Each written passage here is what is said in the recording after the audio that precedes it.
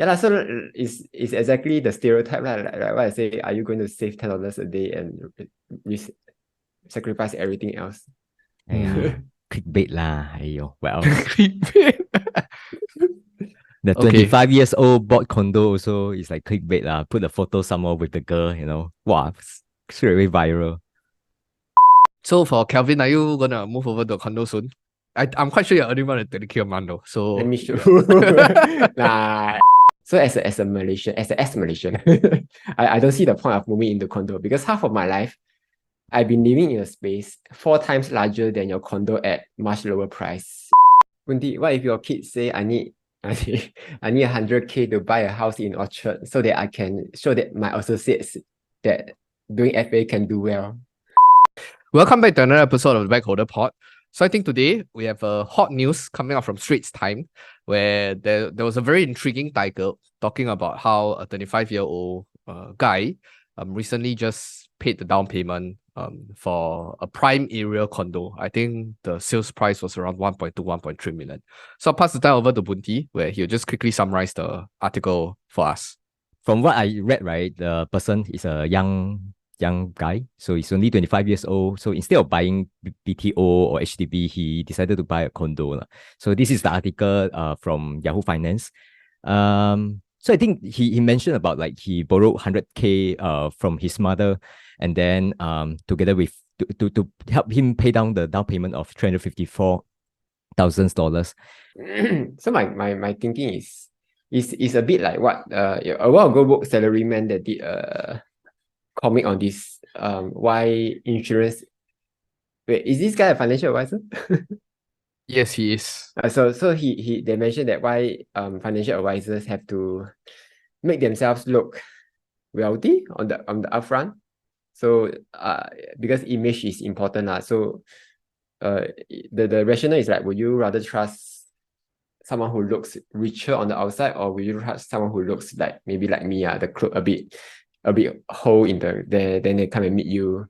So I think the image is very important, but I don't know, is buying a condo a prudent choice or not? This one I have to ask Eric because he's going to buy a condo next. Like, what's your goal of buying a condo? Actually, before that, I think he also stated his intentions upfront with the journalists, which I really appreciated. But anyway, I quote the article. He said that besides being ineligible as a single who's younger than 35, he said that the condo unit is a form of investment into my business. So I thought that being able to buy a condo will serve as an aspirational visualization for my associates. It illustrates the potential rewards of hard work and ambition, unquote. So from this perspective, you can see that he is in part of trying to build an image, of trying to aspire and inspire other people in the industry, and how they are able to strive and achieve results as well. So that's really the background context on why he made that decision, I presume. A very large part of it, actually. Yeah, but back to Eric.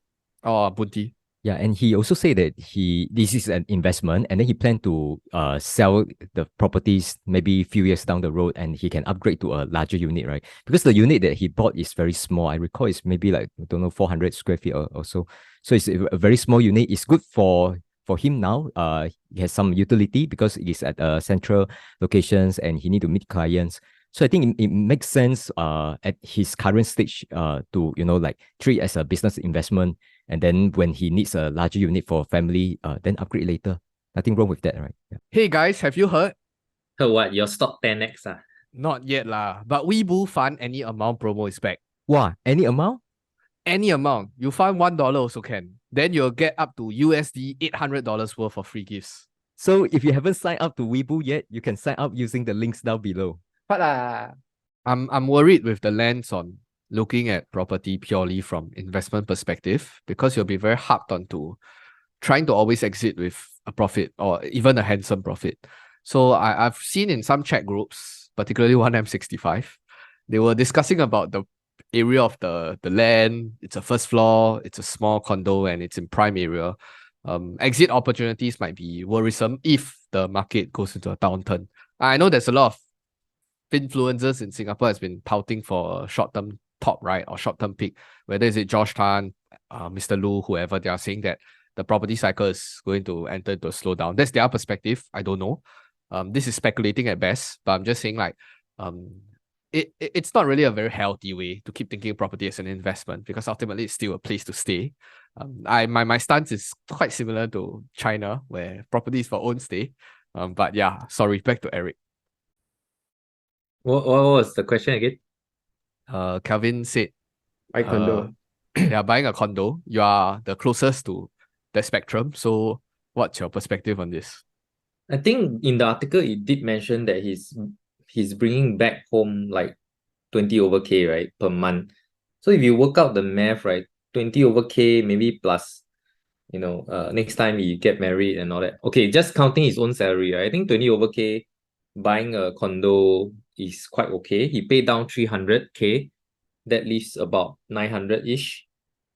So you take a loan of 900-ish on a 20 plus K salary. I think it is okay lah. It's not like, and somehow he's very young, right? 25.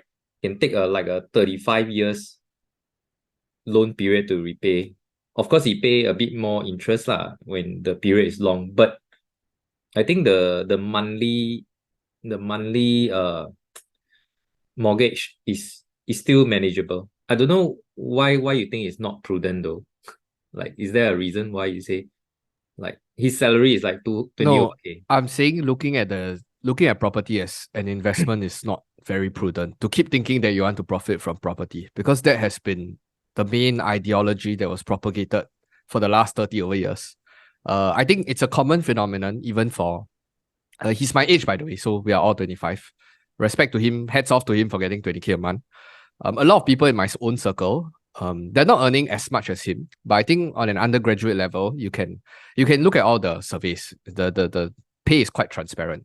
So if let's assume they're a couple, both earning median salary, let's say it's 4 to 5K, so their combined income is around 10K. So I think even at a 10K monthly income, I think they all can try to go for a condo, a smaller unit condo, maybe at a periphery, so not that expensive also. I'm just saying that, firstly, not prudent, because I think this ideology of constantly making money from property or getting a first bag of gold, that idea I have an issue. And I think secondly is more of like, because it's in a sales role. So we all know that in sales, or even as a YouTuber, our income goes up and down. There is not I'm not too sure how long the 20K runway was. Of course, I hope he continues being prosperous. But there are times where there will be hard times. So let's not discount the fact. And when we all talk about being a prudent approach, maybe it will be more prudent if I don't know. I cannot advise him because he's the financial manager. He should be the one advising me. But I'm just thinking like, yeah, that's just my general thought process. The two issues lah, on being in a sales role and always wanting to earn money from property. But Yeah. I think also another feat that he managed to accomplish is at the age of 25, right, working for 3 years, he managed to stash up like 200K savings. Based on what income, I'm not sure lah, but I'm pretty sure he doesn't start with 20 over K. Maybe he start with 5K, and then he stashed his way all 3 years, and then he accumulated 200. So I think he might be projecting that another 3 more years. Then he say, I can sustain comfortably, even with the ups and downs. Yeah. So as in, because I went to use the mortgage calculator, let's assume that it's a 1 million loan, 35 years, 3.5%. His monthly payment works out to be around 4.2K per month. Okay. Yeah, the total amount he pays 1.7 mil. So I think if you do a very simple projection, let's not take 20K because it might be a very rough number. Let's say he does 15K a month. So that's around 180K a year. That 180K a year, that's around 10 times your annual income.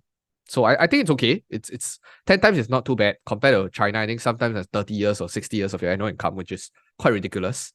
So I guess hopefully nothing happens. But at least from my own way of how I look at things, I always presume that the worst thing happens. And even if the worst thing happens, I'm still able to tide it through. I think that's my idea of being prudent. So I hope I answer your question. Anyway, he bought the condo for image to fit the swanky, and swanky image. That is an intangible benefit, which I agree to that outcome. As in, I agree to the objective of having that thought process because it brings benefits. So looking at this, do you have you all heard of this? Last time there was this trend, right? There's agencies that make their agents, right, once they come in, right, to buy a Continental car, to put Yeah, their I name. heard of it. I heard of it. Yeah, and then so the rationale is to make you, put down your name for this car repayment, so that you have to work very hard. If not, they will repossess the car, and then I heard of another interesting story about motivation for sales associate. So let's assume that all of us are sales associate today. Then I think it was in a convention. Then somebody was asking the speaker, I cannot find motivation. Or, well, I don't know, my sales every time hit a plateau or I hit a certain price or figure, then I cannot break through. Then the speaker just replied quite interestingly. He said that today, let's say I abduct your kids. And then I tell you that, let's say you do 20K a month. I tell you that if you don't do 50K a month, I'm going to put a bullet in your head. Put a bullet in your kid's head. Will you do 50K a month? You will. But the problem is this intangible circumstances is all theoretical. But when push comes to shove, you really need to do it, you will do it. So it's just getting a right trigger, knowing how to push buttons, and knowing how to force the motivation. But of course, it's not very healthy. You might burn out or whatever, but that's not the point. The point is there are ways to engineer your brain to thinking how to work harder or work smarter. So the Continental car, buying a condo, or whatever other methods you need to use, you can use it to kind of restrict yourself or to kind of engineer the environment for yourself, I guess. But yeah, this is my short sharing for something that I heard the other time. So for Kelvin, are you gonna move over to a condo soon? I'm quite sure you're earning more than 20K a month though. So Let me show.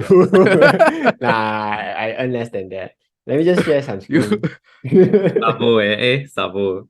So I think one of the things that I still don't understand is that why many Singaporeans like to move to condo. Like for Eric, right? One of his aspirations is to move to condo. Not aspirations, it's becoming a reality already. Add that in with the 15 months condo to HDB downgrade, whatever restriction. So when I look at a condo, his condo is like what, 400 square feet. Okay, like Orchard is a convenient place. That one I don't know. Is it a convenient place?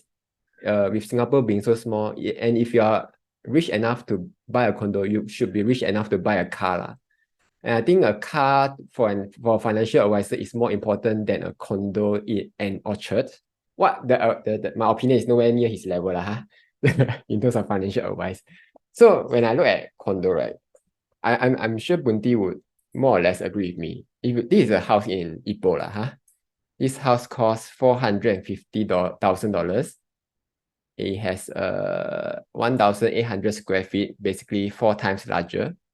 Okay lah, the interior not as nice lah, but at least you can park like 4 cars in it. The living room is probably the size of 2 of your bedrooms. Okay lah, not so nice lah, but renovation at 100K would easily upgrade this to a condo level lah. So what I'm saying is that this whole condo thing in Singapore, especially is perpetuated by all the influencers, all the financial advisors, that condo is a good investment and all this. But when you throw, all these are just like historical thing going on, right? There's no guarantee that condo will be a good investment going forward. First thing, I'm quite sure the government will continue to try to moderate the price to not let it become like Hong Kong level. So if you are going to buy a condo and if you're going to sell it to upgrade to a bigger unit, eventually all your money is going to be locked into a condo all over again. So where is the investment part coming in?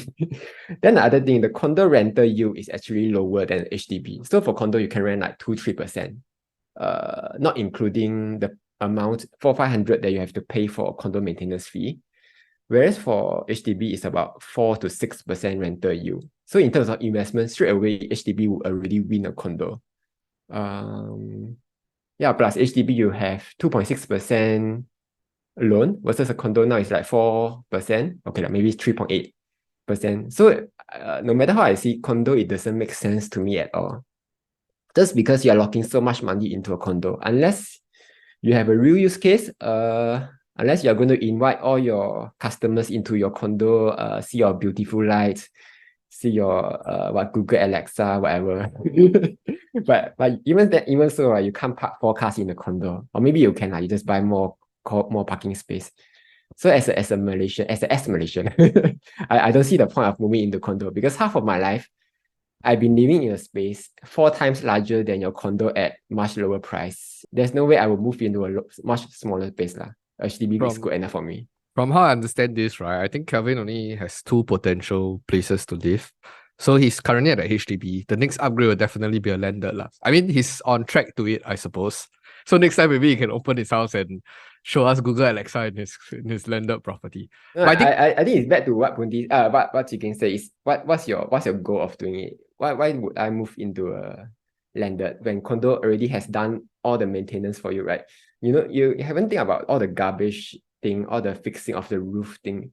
HDB is doing that for a small price of $63. And that unit that he bought, right, is actually a lot more atas. So I tried to look it up on the Google Maps, but it seems that the properties is still under construction if you just look at Google Street. yeah, 2026 or 2027. Yeah, if I'm but not this photo that I saw on internet, I think it looks very prestige.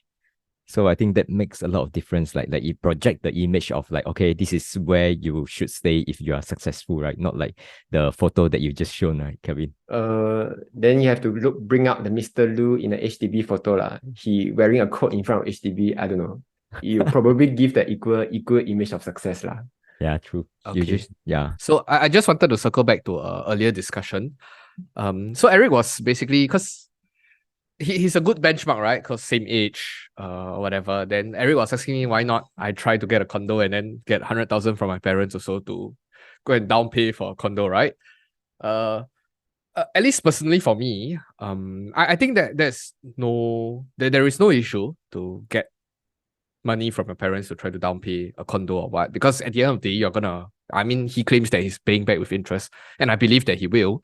So just assume that your parents put a fixed deposit with you and you're gonna pay them 4% or something over the next, 2-3 years, assuming that you have high income to pay back. But at least my perspective on back to this idea of being prudent, right? I think in every asset class, there's always a market cycle. Property is the same, stock is the same. There is down cycle, there is up cycle. At least for me, my own individual perspective of property today is we are momentarily in a momentary peak or top. So that's why when you ask me on whether I'm very keen to go into the condo today, I'm not so. As an investor mindset, if I'm really looking at it from an investment perspective, I'll try to take advantage when there is a down cycle or when there's a bear market. So I would be more keen or more open to think about it when the condo comes down in price by like 10-20%. But assuming that you need a huge recession crisis or like 98 or whatever that hits Singapore badly, people start losing their jobs, then that's when there's a fire sale in the property market. Everything is linked. So in a way, the perspective would be for people that are more opportunistic and they want to we are all timing the market in a way. I acknowledge that fact, we are timing the market. When opportunities come, you need to have the dry powder. So my focus now should still be on accumulating more cash, being able to take advantage of opportunities when it comes. If not, I'm not really keen on going to, and I don't really have such a high income, to be very, very honest. So it's not easy for me to handle that kind of stress in terms of my finances. So it's not prudent for me. Might be prudent for him, I don't know. So that's just my own perspective. Yeah. So you don't subscribe to the view that you can manufacture your motivation for yourself? I do subscribe to that perspective, but not really in the same line of work. That's number one. You can argue that yes, I have a YouTube channel. If I buy a condo, I need to freaking churn out videos like 3 times a day or something. I don't know how you're gonna do a exact comparison. But the focus is always on the downside, which is the prudence part. The downside where even let's say I manufacture the environment, what if something happens? Or what if things go sideways and it doesn't come out as planned? So yeah, that's my perspective on that. I think the prudence part will come in, right? If you manufacture the circumstances before you buy the condo. So you manufacture it and do it like Then for that's 1 a year, 2 that's years. a theoretical thing, right? Because you are not really forced by the environment. You want to manufacture the environment, which is why you need to go into that and go into these kind of things. Yeah, because you want to be prudent, so you got to like kind of hypnotize yourself that I have already signed the thing. Yes.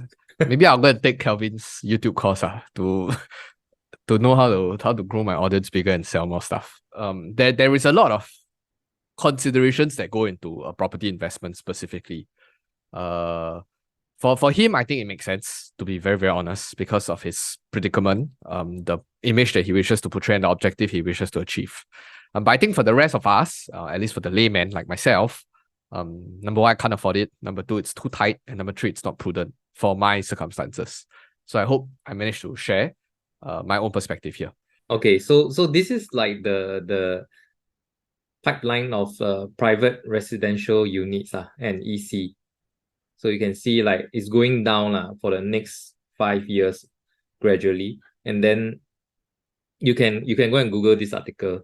Then they were saying that the private housing demand would actually projected to go up steeply because of the decline in the construction for private houses. So even though like HDB says that they're going to build like a lot, I think 19,000 for this year, which is significantly more than the norm but the next few years it will taper back down again. Yeah, so that's why they're saying that most likely the housing maybe is not at the real peak It's not that peakish like what people believe. I think I wanted to kind of caveat there also is more of like, there is nothing wrong. I think I just wanted to make myself clear. There's nothing wrong to look at properties as a form of investment vehicle. But at least for me, it's not my area of focus. Like I really know, I know a bit here and there because it's part of personal finance, but I'm not a property agent. I don't interact with a lot. I know the ground. I know how to read master plan and all those stuff. All I get my information is secondhand. So there's a lot of trusting in what people say, whether this project is good, this project is bad. Sometimes I also don't know. I'll get sales talk, I'll get smoked. And then they tell me that this is a good project. 5 years later, 10 years later, to exit. I cannot exit at a good price. So it's really the I would say in a way you are very 陌生 陌生 in English is called what? Very foreign to you. You're not a subject matter expert. So that's why I wouldn't put a lot of emphasis on this compared to other. And I'm not saying, of course, to blow all your money and savings into spending and go traveling every quarter or something. If you're still saving money, you're putting into index funds and stuff. I mean, okay, property might or might not return you, but I mean, according to a lot of influencers, they tell me 8% guaranteed return all the way, S&P 500. So what? I'm not losing out a lot, right? Unless you're telling me you leverage by a lot and you earn a lot of money. Considering that you pay quite relatively high interest rate in this environment as well. So everything balanced out, relatively speaking, I guess, to each its own. But I just feel like at least property investment is not really in my alley for now. Maybe in the future it is. And like I said, I like to buy in bear market. I like to buy things when it keeps going down. So I guess in a way I would consider, but when it's in a bear market, in a way. And if I miss it out, then I miss out. I mean, I'm not in a hurry, or I must make money from property. That's not my mindset. So yeah, that's just some perspective. It's the same as now, like Eric, you showed me the article, right? And then like, oh, property projected to keep going up, right? It's the same as I show a friend and I tell him the S&P 500 keep going up. Then you just, okay, then I'm not going to put my money in equities because I don't like the risk or whatever. It's the same idea in a way. Yeah. Not interested is fine. No, not interested. It's not my No. Yeah, have fun staying poor. No, I guess. just kidding. Like Yeah. I think property is a really big investment. But I do think that property, right? Like if you say that you want to wait for a bear market to go in, right?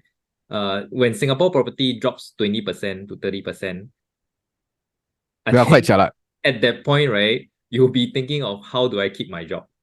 Yes. Like during the COVID period, a lot of people, their salary cut by quite a big portion, like 30 to 50%.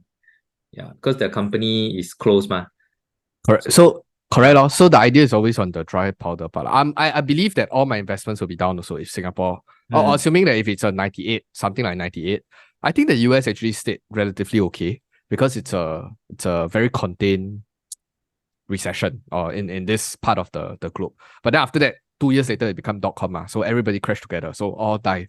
But I'm just saying, in the grander scheme of things, that's why you need to do more proper portfolio allocation and being able to take money out and stuff lor. Yeah. But and another thing is, honestly, you ask me to down pay 350,000, I don't have that money. I need to liquidate everything. If I liquidate everything, I still don't have money. So ask for a loan from a parents, and I don't know how to start that conversation. I don't know if your kid now today comes in and start the conversation with you, will you be open? Assuming that your kid is also 25. If my kid is 25, Open to what? Sorry. Open to, let's say, Daddy, I want a 150, 200K loan. From parent? From you lah. Yeah, from you lah. Assuming that. If you get setting up family and just want to speed up the process of buying a house, right? Then if I can afford, of course. No lah, at the expense of, I'm sure y'all don't have 200K sitting around, right? So of course at the expense of liquidating things lah. Like My money liquidating lah. our investment. Yeah lah. Because to me, right, it's like, okay, at one hand, we need to talk about like all this market cycle, supply, demand, talk about market and so on.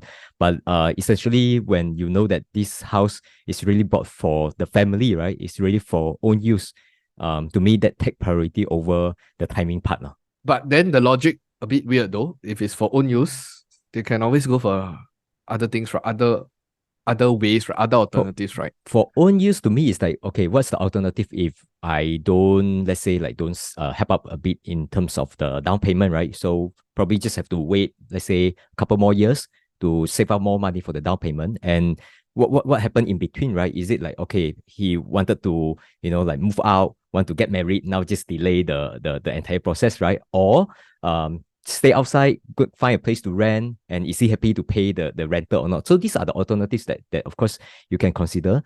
But I would say sometimes like you want to set up a family and you want a place to settle down, and to me that actually take priority over the rest. For example, when I bought the place in Singapore, I think I didn't think about like all this, is the market now good? Is it the price coming down? Because even if the price is quite cheap already, but it is downtrend, right? You will still say, why not we wait another 3 or 6 months? Then maybe cheaper, right? So you always have this kind of like so-called market timing mentality. But for me, it's like I don't care about all those. To me, it's like I need a place to stay. I need a place to settle down. Then I should settle down first. Investment, all those things, yes, it's important, but that's later. So the priority needs to be very clear. Wendy, what if your kids say, I need 100K to buy a house in Orchard so that I can show that my associates that doing FA can do well? If it is in that line of business, right, I would say go ahead. I do think that it makes sense because of the profession. But let's say if you just want to keep up because let's say the friend also bought similar level, just want to keep up with the the lifestyle, right? Then I would say you have to consider what are the alternatives. So it really depends on the rationale and the thought process. I think this episode will have a lot of people commenting, can I be your godson? Of course not mine. Of course, register to Eric's first. I think generally, just for the specific context of this guy, it's a logical approach to how he does it. But I think there is a lot of differences when we talk about the normal people, where others who are not as privileged in such a circumstance of earning 20K a month and stuff, might be more prudent, where you think about how you allocate your capital. Because like Kelvin said, right, there's a lot of locking up and a lot of illiquid capital that's involved here. So that's why it's a case-by-case basis. The topic is very nuanced. So yeah, hope you guys enjoyed the discussion. If you guys have any comments, I don't know what the title will be. Probably something clickbaity as well, about 20,000 per month buying a 1.3 million condo. But anyhow, if you guys have any comments, we can engage in the discussion below in the comments below. If not, we'll see you in the next video. Goodbye.